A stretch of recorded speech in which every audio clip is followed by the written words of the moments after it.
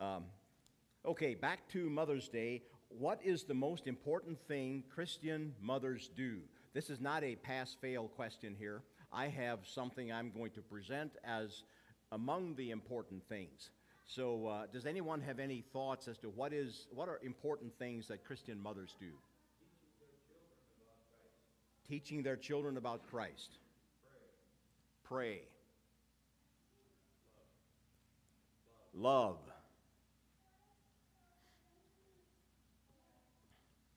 So I suspect, thank you, I suspect that there would be many answers to this, and probably if we went up and down the rows here, many of the answers would be the do this, not that variety of instruction. And that's because much of the instruction that mothers give their children is do this, not that.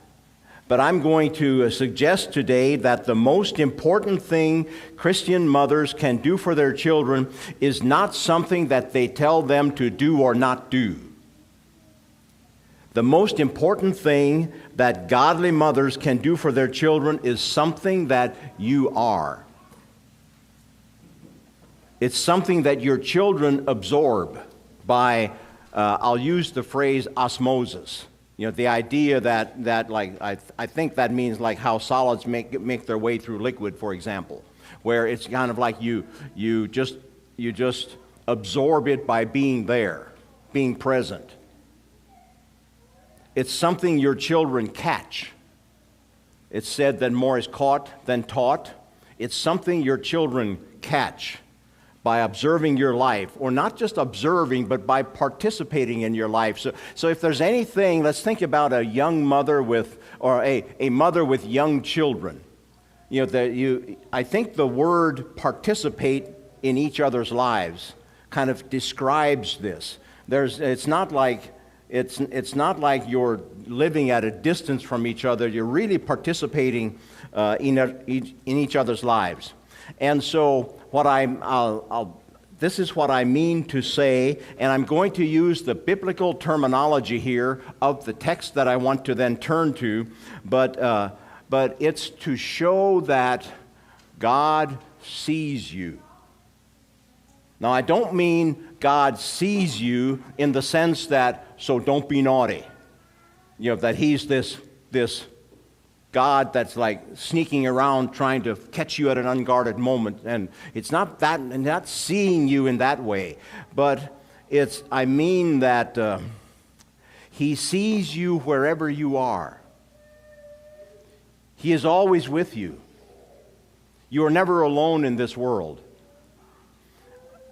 Maybe another term would be creating a God consciousness in the hearts and minds of little children that are in their most formative stage of life, learning that God is seeing me, that there's a consciousness about God, a God awareness that shapes their understanding of how to live and why we live the way we do in this world. So the Mother's Day statement of inspiration and motivation goes like this. And so our time together this morning is to encourage the mothers among us that embedded in the endless, mundane routines of motherhood and childcare that threaten to dull your sensibilities to this truth is the very truth that will provide some of the best godly guidance that you can give to your children. So you may have wondered, if you saw the title, you may have wondered, well, okay, what's he talking about, invisible moms? So let me read from an article. By the way, I suppose that if we would poll all of the fathers today, all of us would have heard our wives, the mothers of our children, at some time say something kind of like this: no one sees everything that I do. And sees means appreciates. but no one sees everything that I do. And what they don't usually say is they just feel this. It seems like everything I do for you is invisible to you and to the children, and maybe it almost feels like it's invisible to God. And this feeling is kind of like, I think sometimes it's like it has a unique reverse irony, because moms are supposed to see everything that their children do.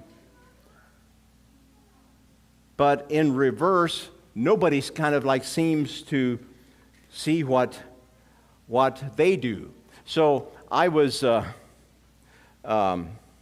actually, let me first read. This comes from an article by Hillary Price that was printed in Christianity Today. And I'll just kind of cut in, children like to be watched. I'll bet you said to your mom, hey mom, watch this. Look what I can do. We all know what that's like as a child, wanting to be seen by our, by our moms. Excuse me.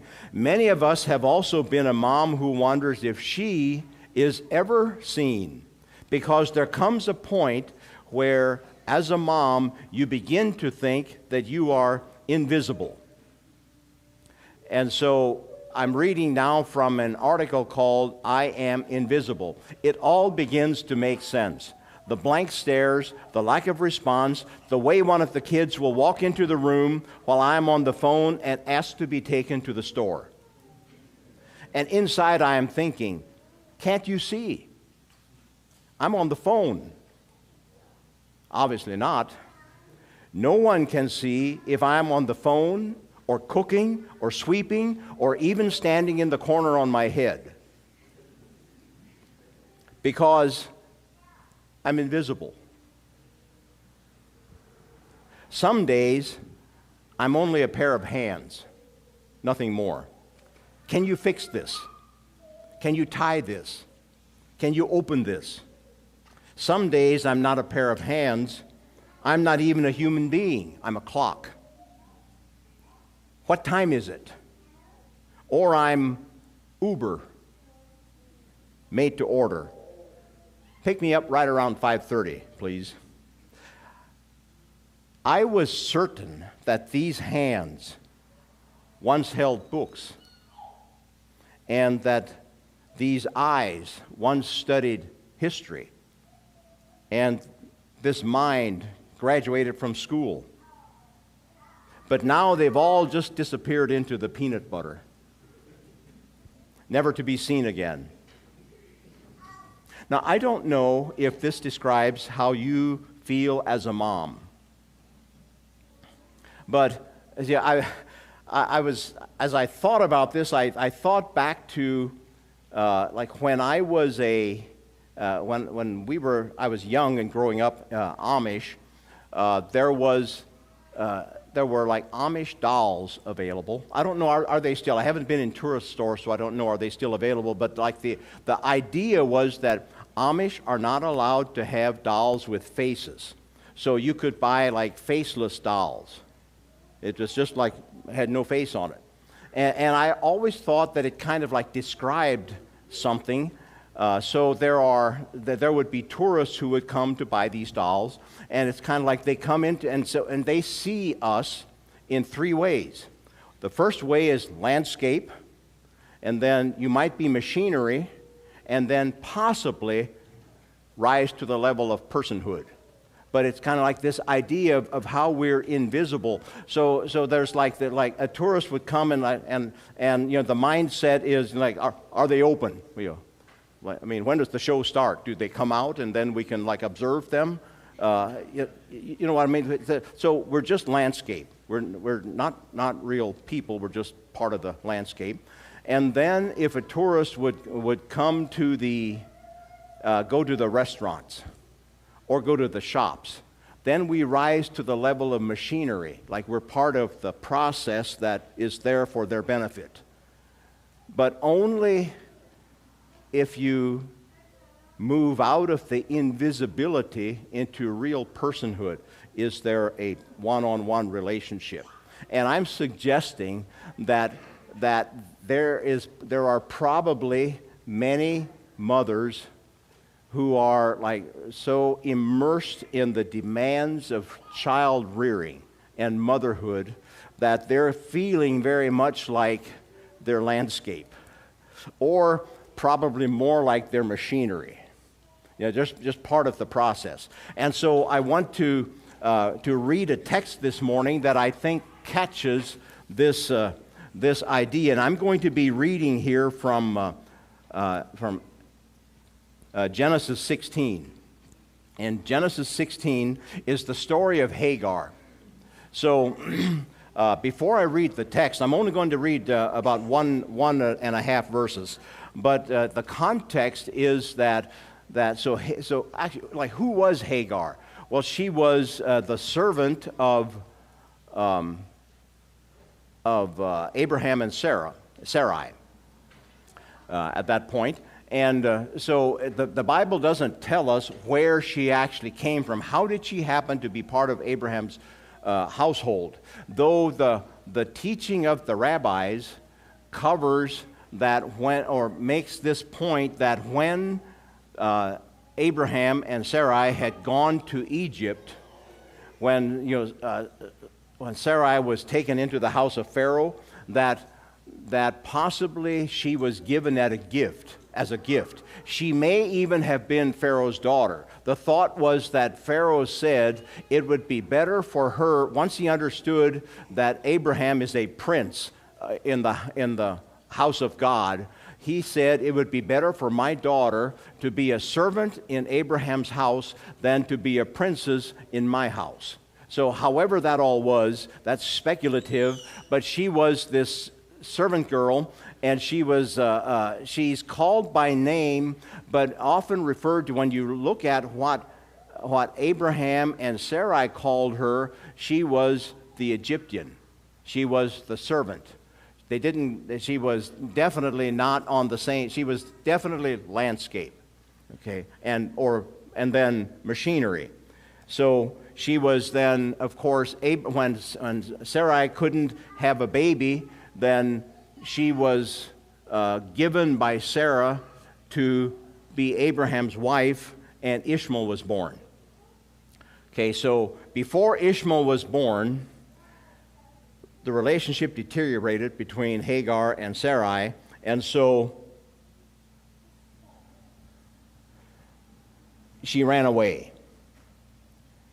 And the angel of the Lord found her by a spring of water in the wilderness, the spring on the way to Shur. And so basically here the angel said, "What are you doing here?"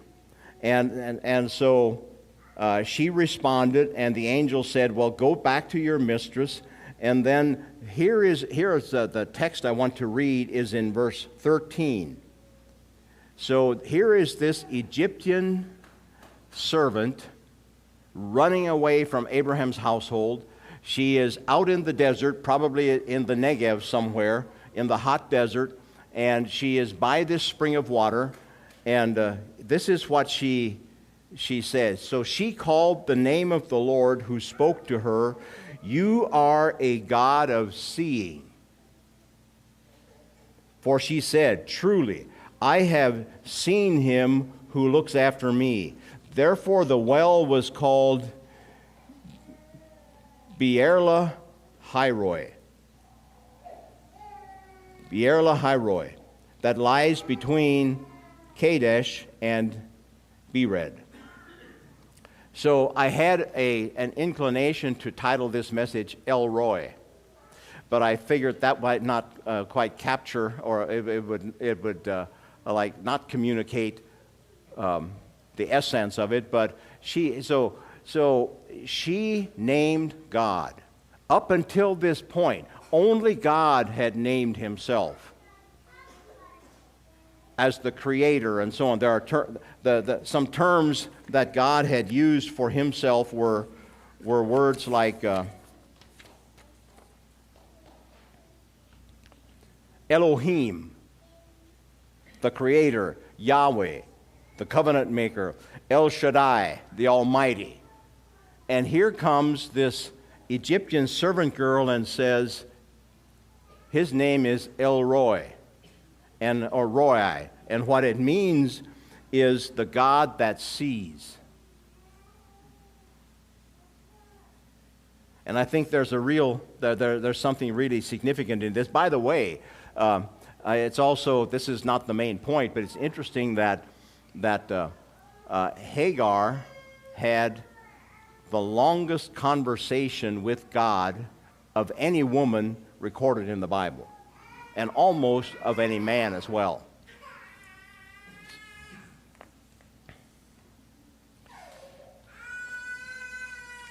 So, for the rest of this, our time this morning here, I want to talk about three different aspects of this. I want to just talk about God sees me. What does it mean to be seen? And then secondly, think about the God who sees us, and then third, seeing the God who sees us. So what does it mean to be seen? What difference does it make in life to know that there is a God who sees you? Now, I want to talk here about something, and I'm not trained in psychology, so like take this from a layman's perspective, okay? But I want to talk about self-awareness versus God-awareness. Remember, I said earlier that one of the most significant things that a mother can do for her children is to create this understanding of God consciousness, of God awareness, that as you go through life, there is a God, and that you must be aware of Him. And when a mother does this when their children are young and in their formative stages of life, it forms a worldview that is different from someone who is not aware that there is a God who sees them. So, self-awareness versus God-awareness.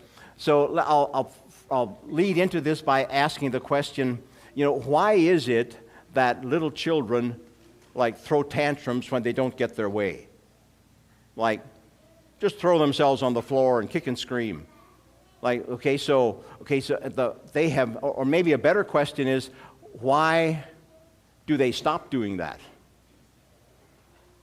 Because as you grow, you become self-aware, and you become aware that this is not acceptable behavior. And so as you grow, you become more aware, and you stop doing that. You just eventually stop. So why do big children then, who no longer throw themselves on the floor and kick and scream, actually throw adult tantrums because they no longer get their way, as an expression of selfishness? The point here is that when you are only self-aware and not God-aware, you learn that this behavior is just not acceptable, and so you quit doing that. But that doesn't mean that you quit trying to have your own way. You just throw adult tantrums. You know what I'm saying there? Okay, but without the understanding that God is seeing me. So by contrast, when a mother and father, but when a mother teaches their children that God sees them, and they develop a self-awareness and a God awareness as they grow up, out of that stage of throwing tantrums, they come to understand that we don't just quit throwing tantrums just so we get our own way some other way, but we actually learn that God is calling us to live in His presence, and so that's a call to selflessness and to unselfish living and to giving our own way for others. So it's kind of like this fork in the road. And the outcome is radically different. It's kind of like at a Y. So those of you that know this real estate, when you go west from Worcester on Route 30, there's a 250 and 30 are running together. And then 250 goes off to the right. And so it's kind of like gradual. And it's almost like you barely know you're on a different road. You're going a different way. But eventually, 250 is going up to Norwalk and 30 is going west to Mansfield. And so you actually end up pretty far away from each other. It's kind of that way between a young child who has been taught that God sees them and a young child who has not been taught that God sees them. One goes on a path of self-absorption, and the other goes on a path of selflessness, being willing to sacrifice for. And it leads to a complete different destination.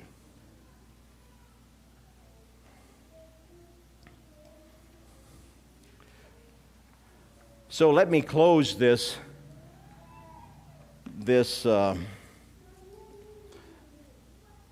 section and transition then to the God who sees us. So when I read the Bible, I'm quoting here Alistair Begg. This is something Alistair Begg once preached. When I read the Bible, it seems to me that the book knows me. And then I remember that it's because the author of the book knows me. So does God actually see us individually, or are we just part of this faceless crowd, just a glob of humanity down there on earth? There's this huge crowd, and I'm up here at a distance, and I can see them in from a distance. Psalm 139:16 says this: "Before we were formed," and this is what the text says, God saw us. So even before we were formed as humans, God already, in His unlimited foreknowledge, could see us as a person. Matthew 10:29 talks about, "Are not 2 sparrows sold for a penny, and not one of them will fall to the ground apart from your Father?" Now, that doesn't technically say, there's a song that talks about His eye is on the sparrow, like He's seeing. The text doesn't actually say that, but it means that He's, God sees you. So there is a God who sees us. Okay, then seeing the God who sees us, the third point here. So let's think about this. So God sees us. Can we see God? How do we see God? Can humans actually see God? Moses learned, he heard God say, man cannot see God's face and live. So can we actually do that? I'm going to read here from John 14, and it puts this well-known passage kind of into perspective. And in this passage, this is in John 14. It's when Jesus and His disciples had left the upper room on the night of the Passover after the meal, and they were on their way to the Garden of Gethsemane, where Jesus was going to be arrested prior to His crucifixion. And He had said that where I'm going, you can't go, at least not now. And Thomas said, well, where are you going? And Jesus said, how can we know the way? And He said, I am the way, the truth, and the life. No one comes to the Father except through me. And then He talks, kind of goes into, so Philip says, well, show us the Father, show us the way. And Jesus said, have I been with you so long and you still do not know me, Philip? Whoever has seen me has seen the Father. So He's essentially saying, okay, so you can't see the face of God and live, but if you look at me, Jesus said, then you're seeing the Father. So how do we see God? By looking at Jesus. Hebrews 12, verse 2, looking to Jesus, the founder and perfecter of our faith. So,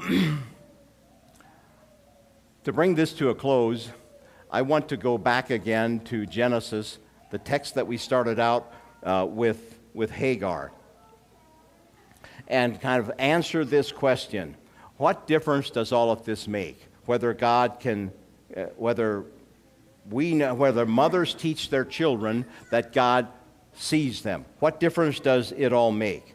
And why that it's such a great, a part of the calling of motherhood today. Mothers who, like Hagar, see the God who sees us, enable their children to see him as well. And if this happens in their formative years, it will have lifelong effects.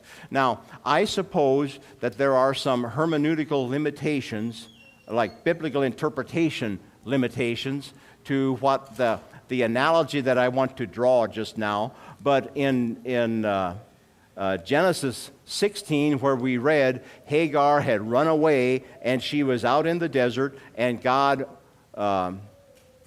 came to her and she said, El Roi, a God who sees me. When she was like this landscape whose body had been used to produce a child, but she was not recognized as a mother and a person of worth. Okay, so she ran away again. And that's recorded in Genesis 21. This was after Isaac was born, the child of promise. Ishmael made fun of Isaac, and so they were driven out. And so once again, they are out in the desert. But this time, it's a different scene. There is no water. They are parched in body. And I don't know if this is where I'm saying I'm not sure if this analogy should be made or not. But so here is a mother, Hagar, in a desert with her son, and she finally just gives up. Like, is it applicable to say that there are mothers who are sometimes feel themselves, they're in the desert, where they're invisible, and with their son or daughter, or all of them, and they're just ready to give up. Like in this case, then God heard the voice of the boy. She had actually taken Ishmael and put him under a tree, and she went some other place so she doesn't have to hear his cries. And he said, "What troubles you, Hagar? Fear not, for God has heard the voice of the boy where he is. Up, lift up the boy and hold him fast with your hand, for I will make him into a great nation." So if you are a mother like Hagar and cannot see the well in front of you, I trust that this thought will encourage you. If you're an invisible mother, I trust that this thought will encourage you that the God who saw Hagar sees you. And the God who said to Hagar, "Hey, there's life-sustaining water right in front of you. Take up the boy and drink." That this same God is saying to you as well, as mothers who are in the desert, sometimes feeling parched of soul, where the rigor of motherhood and parenting is just taking the joy and meaning out of it, and I'm just like feeling like giving up. Then hear what God says. There's water for your soul. And then let me read the rest. She gave the boy a drink, and God was with the boy, and he grew up. Passed out of throwing tantrums, grew up.